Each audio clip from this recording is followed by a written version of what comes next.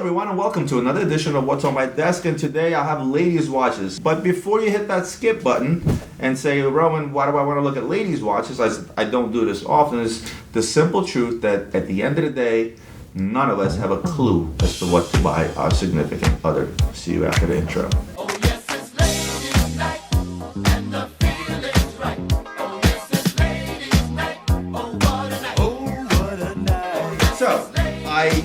Did come out of the gate swinging, so to speak, and I sort of went to watches that's slightly more expensive, right? There are options out there to buy your significant other, be it jewelry, be it less expensive watches, but I sort of went to that super f*** you line. I sort of went in the middle and to show you guys some options. And this is not me pitching you these watches, okay? There's plenty of other options out there, and you don't necessarily have to buy these from me, but I did want to show you a contrast and talk a little bit about ladies' watches, because I've always talked about the fact that ladies' watches don't hold their value worth of shit. And that's just the plain truth, right? We all know that, but here's the best part about it, is that it doesn't matter whether a lady's watch holds its value or not, because ladies almost never sell their stuff. And I know this, my wife is a hoarder. Every single watch that I've ever bought her is still in her watch case. She doesn't like selling her stuff. A lot of guys out there, a lot of my clients out there, they like to change their watches like socks, right? Those that can afford to do that. They're always buying, trading up, trading down, splitting watches into 2-3 different watches. Trends change. Girls, when they find something they like, they hold on to it. Case in point, I've been married 18 years, right?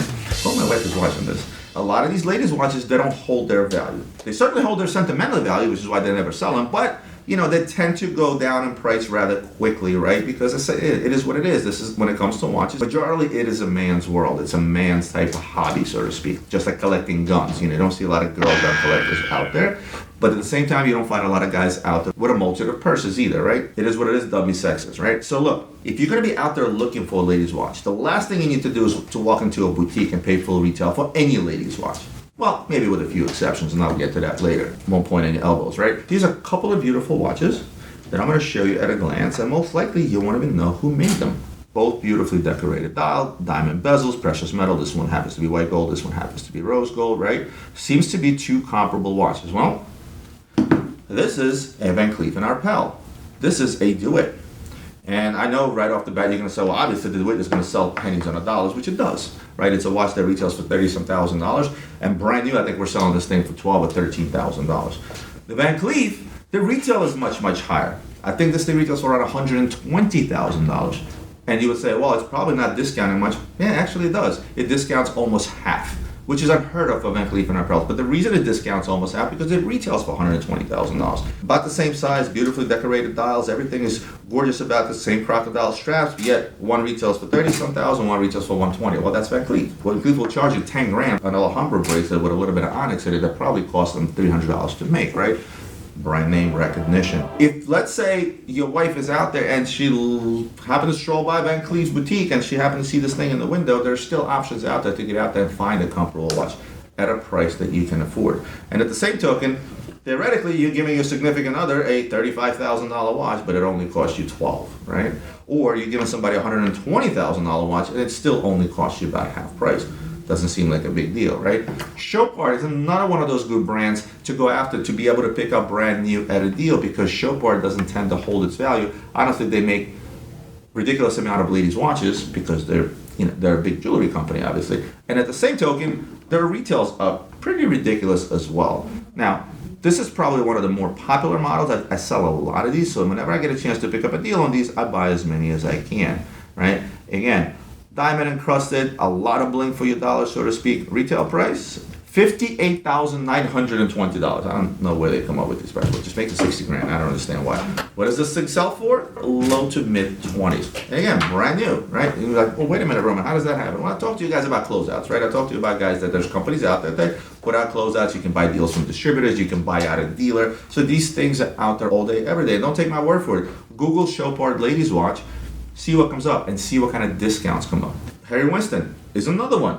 Big name, right? Again, and big name, Beautiful watch. Notice the theme stays the same. Lots of diamonds in all these pieces. Because these companies, they tend to jack up retail prices on ladies' pieces. They justify with what? With a bunch of diamonds. Whether they're on the dial, whether they're on the case or the bracelet, whichever the case may be. This thing retails for $31,300. And I know we saw on this watch around that half price mark, maybe even less, right? Oh, I'll give you a few. But you notice the theme here, right? Ladies' watches do discount and they do tend to discount, but there are exceptions to the rule as well. Now, I just gave you major brand names: Harry Winston, Chopard, Van Cleef. DeWitt, not so much of a major brand name, but nevertheless a gorgeous watch, right?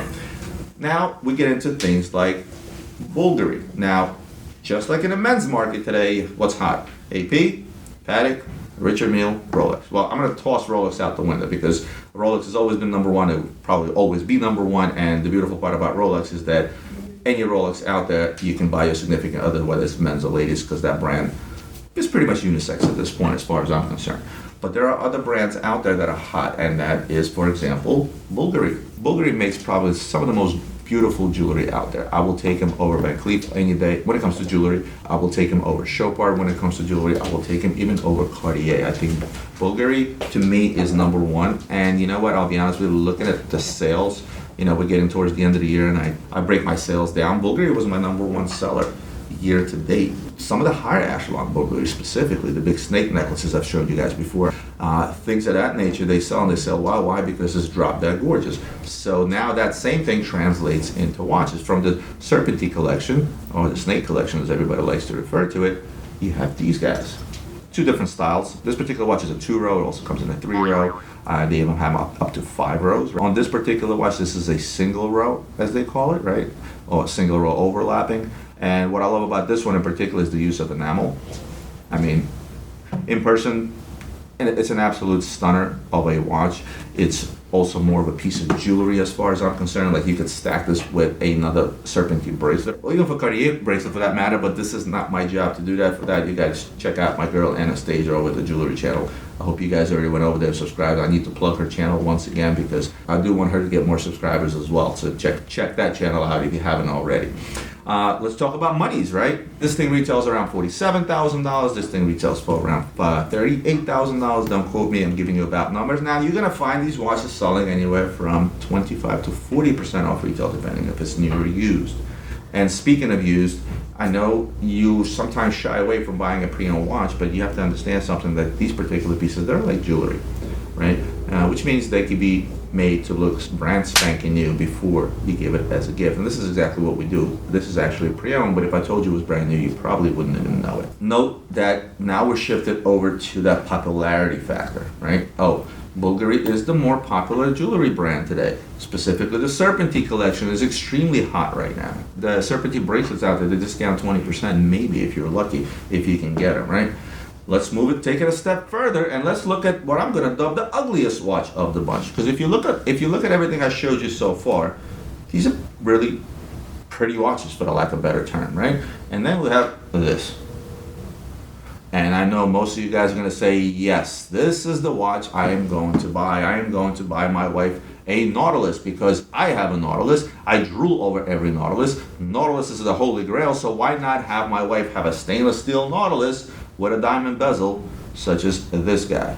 A watch that retails for $36,300 at this point. It's like $36,400, I believe, is the actual retail of this watch. What does it actually sell for? Well, it sells damn near 10 grand over list. Why? It's pretty obvious. There's a hype for Nautilus out there. And this brings me to my next point. When you're out there looking for a watch, and I know it's easier said than done because I'm a culprit of that as well. Whenever I get out there and I buy something for my wife, I buy based on what I like. And that is the wrong answer. It's not about what we like. It's not about what we think about. Because the minute any of you guys look at this Nautilus, you can say, wait a minute, this is a Nautilus. This is the most collectible Patek out there. Well, not so long ago, you could pick these ladies' Nautiluses for pretty much no money before the entire hype. Think in terms of not you knowing that this is the hypest model out there, not you knowing that this is more or less a good investment or money in the bank, but from the terms of what is your wife actually going to like, which goes back to what I always say, by what you like first and foremost, but now you have to switch gears and actually go against that and think in terms of what will your wife like. How is she going to wear this watch? What's in her collection already? Look at her jewelry. Is there jewelry that's going to be comparable to the pieces that you're trying to buy her? You can always go to a Rolex. You can always buy a daily wear, which is a Rolex. None of these are really daily wears. Well, maybe with the exception of this Nautilus, right? But if you're going to look at it from a perspective of what is she going to wear it with, this is how we have to think. How many of you guys are out there, get ready to go out to dinner, and you're standing in your bedroom in the closet, and your wife is trying on 6 different pairs of shoes and asks you, do these shoes go with this dress? Does this dress go with this purse? Been there, done that. Been doing it for 18 years. And I still have no idea. You know, my whole thing is, and this is not my joke, women lose their eyesight the minute that they walk into their closet. Because they walk into a closet full of clothes and shoes and they say I have nothing to wear, as if they just went temporarily blind, right? I heard this joke somewhere, so I'm not going to take credit for it. And this is what happens. So now, if you look at it that way and say, you know what, I know the jewelry that my wife has, right? Odds are you either bought it for her as a gift and a surprise, you guys bought it together somewhere, but you pretty much know your wife's jewelry box, right? So with that said, is she gonna wear this with something? Because this watch may look cool with you, but you know what the woman in your life may say? What the hell am I gonna do with this green crocodile strap? When am I gonna wear this? I don't even have a bag to match it. I don't have a pair of shoes to match it, blah, blah, blah, blah, blah. But of course, straps are interchangeable. So think in terms of that. Think in terms of wrist size. Just because we think that a men's watch looks cool on your wife because this is a hot trend, doesn't necessarily mean that she will like that. There's ladies out there that won't put on a watch bigger than a 27 millimeter watch, no matter how hard you try or no matter how popular you try to explain to them. Plus, my wife happens to have the ability to stay up with the latest and the greatest in the watch world and actually follow that. Most girls don't care. They want it to look good. And they want it to match, and they want it to fit into their overall collection of jewelry, because at the end of the day, they're going to look at the ladies' watch as a piece of jewelry first and foremost, and as a watch second. Now, I can't speak for your significant others out there, right? I know my wife, and I know my wife well. As I said, we've been married 18 years. And you know what? She loves her Rolex for daily wear. She loves a Panerai for her daily wear that she wears. She likes a men's Rolex for daily wear as well as a ladies' Rolex, which she has both. She likes her AP offshores, a bit of a sportier one, but when it comes to going out somewhere, the first option she's going to reach for is something dressy, in the likes of a Bulgari. She has a Bulgari. She also has a Chopard, and she has a Harry Winston. I know it's good to be my wife, but hey, it comes with the territory, right? So don't think that that daily wear is going to substitute something special, right? And that something special is sort of the range of watches that I showed you here, minus the padding. Looks-wise anyway. So I'm hoping that I reached out to some of you guys that are actually in this dilemma as we speak, because we're coming up on the holidays. So don't have to go out and buy these watches that I showed you here, but in the very least, at least I gave you an idea, and at least I gave you sort of a thought process to go through while out there looking for the watch. But if you're going to take anything away from this episode, take away one thing, and it's the complete opposite of what I've been preaching to you guys on this channel for the last 2 years. Don't buy what you like first and foremost, in the case of buying a watch for your significant others. And I hope this is a bit of a help for you guys for the holidays. Other than that, I want to thank you for tuning in. Thanks for sticking around and looking at ladies' watches for a change. Like, subscribe, share, do all those wonderful things that you do to help my channel grow. And happy holidays to all.